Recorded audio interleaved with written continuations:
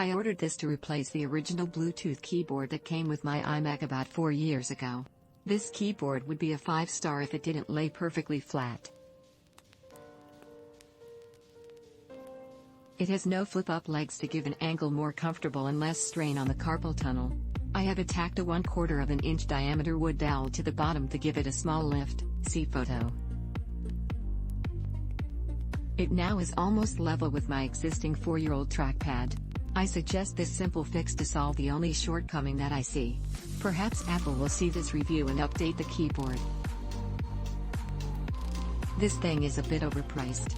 But I love Apple hardware, generally, and this is no exception. I was looking for a replacement to my aging Apple wired keyboard, older white style.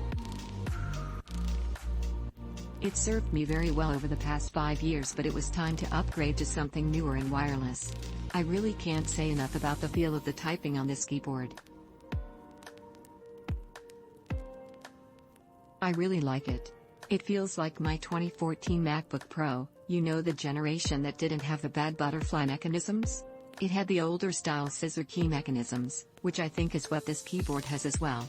I like the look of the keyboard very much. The space gray and black keys are definitely pretty killer. It paired easily with my computer, and works very well. Cons: I don't like that there is no back height adjustment. It sits very flat on the desk. I fixed this by sticking on some rubber bumper type half circles that originally were meant for cable organization on my desk. They provide a way to make the angle better for typing. No backlight. I wish that Apple would have included that, and even made it a bit thicker if needed for a battery to provide backlighting. They always try to make things so thin, and sacrifice features because of that. Just like my MacBook Pro, the black keys are fingerprint oil magnets. I've uploaded a video of my thoughts and a look at the keyboard as compared to my last wired version. I bought this keyboard since it was slim and figured it'd shell out the cash since I was already paying so much. The battery life is good and I like that it's rechargeable, though it'd use a wrist rest since it's so low. It's to par with Apple's quality, so it was a solid buy even though it's so expensive.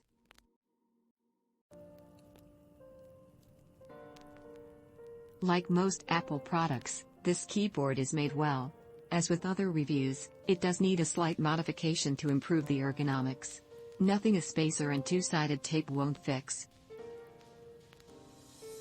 This is exactly the same as the standard Magic Keyboard, but without the annoyances: FN key to the left of the control key, unusable arrow keys, no numeric keypad, etc. I lasted about a day with the standard Magic Keyboard before I felt like throwing it from the window, but I think I might grow to like this one a lot. Points off for being horrendously overpriced, but I don't see where you can give 4.5 stars.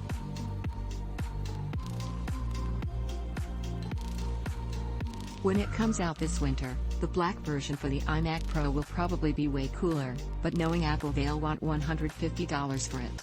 So Apple, now that you're starting to listen to customers, how about a touchscreen MacBook and an iPad mouse? iKeyboard feels good, is easy to type on. The battery lasts a very long time, at least weeks between charges. It also pairs with my MacBook very easily. It may not be worth the price tag, but if a solid keyboard is what you're looking for, this is it.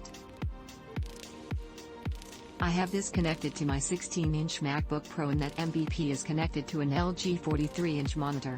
This keyboard is amazing.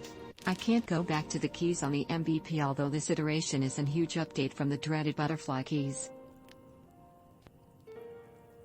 The keyboard holds a charge for a very long time, however I have it connected via USB on my LG monitor since I use this for trading and cannot afford to risk an inadvertent loss of power.